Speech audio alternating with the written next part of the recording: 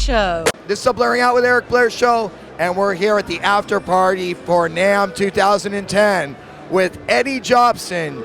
You know him from Roxy Music, King Crimson, UK. The UZ project is a more of an instrumental guest project where I can pull in virtuosos from anywhere in the world, and sometimes famous people and sometimes not famous people, but just form these impromptu bands. It's kind of something like a cover band for the music that we were part of making. So it's kind of a cover band for progressive music. Sometimes we play UK material or King Crimson material. We've even played Mahavishnu Orchestra material. So that's what that is. So that lineup changes, you know, at almost every tour. And some people only come in for one concert. We just did some shows in Poland as the UZ project, where John Wetton came and joined me, and we played all King Crimson and UK material. And Tony Levin was on stick as well at the same time. So, you know, I get some pretty interesting lineups going on. UKZ is like a new thing, a new band that is just going to play UKZ music. Now tell me about the call that you got from Bryan Ferry to join Roxy Music. How did that come about? That's a long time ago. Bryan Ferry's sister and my sister actually shared a room in college. And so that's how we knew of each other. And when I was 17, he asked me if I would orchestrate his first solo record.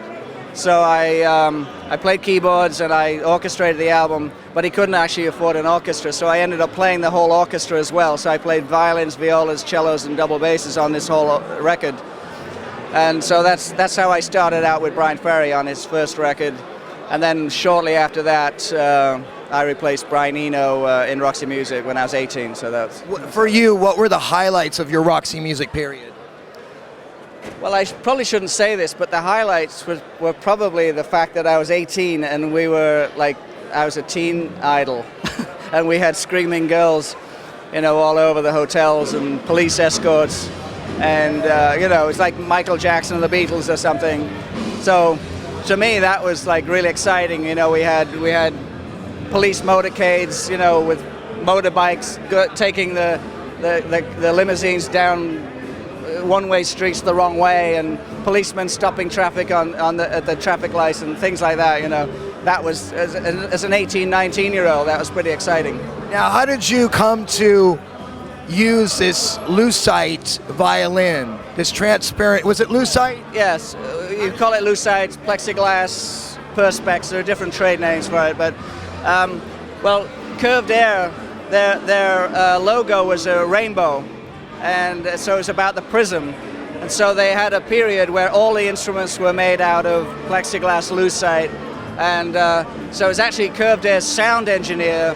His father was a sculptor, and he carved those violins for me. And I've actually just started using some of them recently that have never been used before. I have a green one, I have a blue one, I have a pink one, and I've just started using them on these recent UZ tours.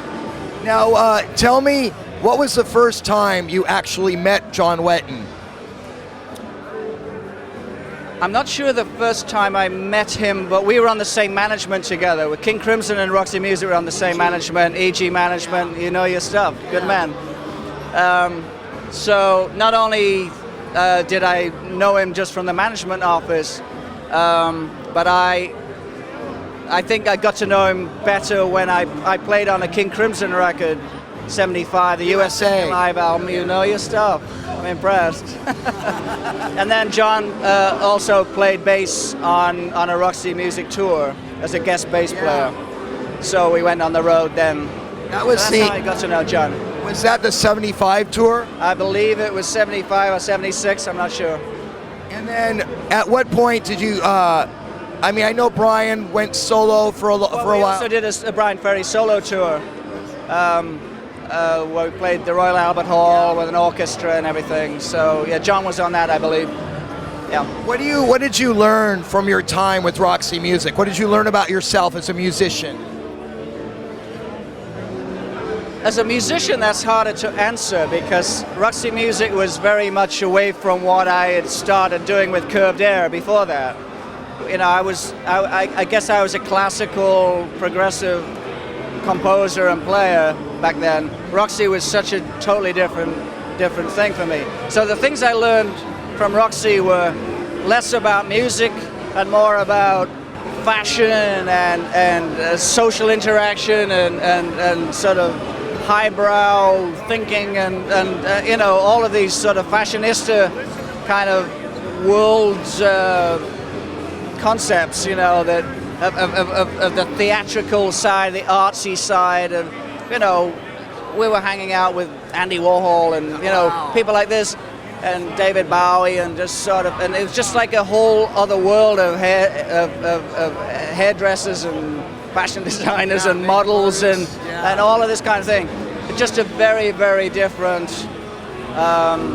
sort of approach to life and art, and you know, and we stayed in very sophisticated places, you know, very high class, white glove, top hat kind of hotels all the time, and it's just this whole other sort of world, bohemian world that I wasn't familiar with at 18, coming from the north of England, you know. So that's a lot of what I garnered from all of this experience, you know. What do you remember about your encounter with Andy Warhol? Oh, not much. Just he used to come to the concerts, and you know, we'd be at parties or whatever. I never got into any deep conversation with Andy Warhol, but you know, I just met him and just, you know, to be perfectly honest with you, the first time I came to New York, I didn't even know who Andy Warhol was, and everybody's pointing to Andy Warhol and going, well, okay, you know. So now, that was again part of my coming out as a teenager and learning about, you know, downtown New York and the art scene and all of that. Now, tell me about your transition from Roxy to Frank Zappa. Well, that was obviously a very odd transition. Fortunately, I was able to make a leap like that because I was very flexible in what I was able to move to.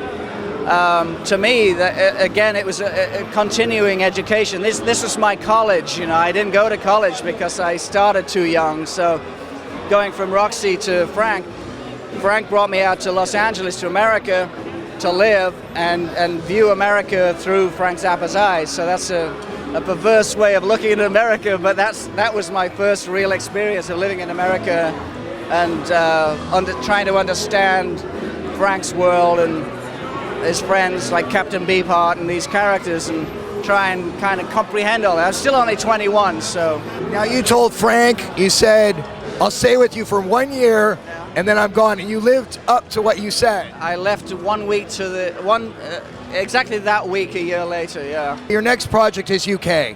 That's right. Well, that's why I was able to sort of leave a year later. I knew that just being with Frank for a year would be a great educational experience and just a great experience all around. But it was time for me to discover who I was and what I really did, and I decided that I should go back to England because I'd been approached to basically reform King Crimson. Yeah.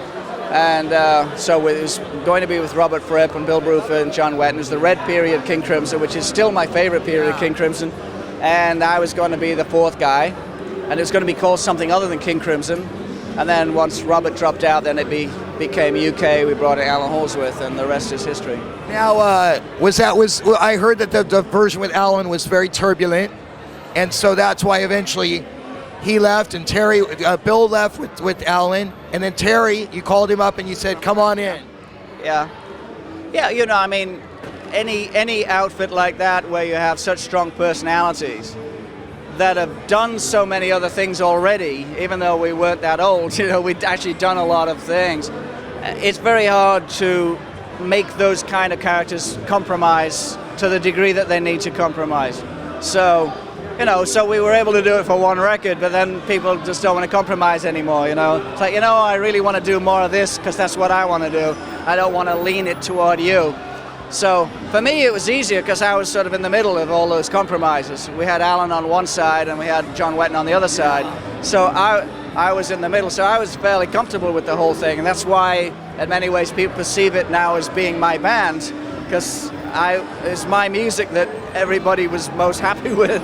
You know, because John had trouble with Alan's jazz side and Alan had trouble with John's more commercial side. So Bill and I were sort of more in the middle, but Bill even was leaning toward the jazz side. So And then eventually, Really last. you do Zinc. I started the Zinc album, and then was called by Ian Anderson to help him with his solo album.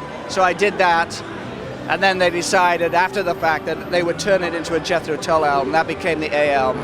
And then I ended up on tour with Tull. What would you like to promote right now to your fans? The two things going on, the UZ project, I've just been touring the world again after 27 years of not touring the world. And I've recorded everything, and I'm presently about to finish mixing a live album, the best of UZ 2009. So I guess that's the one thing that I would promote right now. Eddie Jobson, always a pleasure. You are the man. Blaring Out with Eric Blair show with Eddie Jobson, signing out. The Blaring Out Show.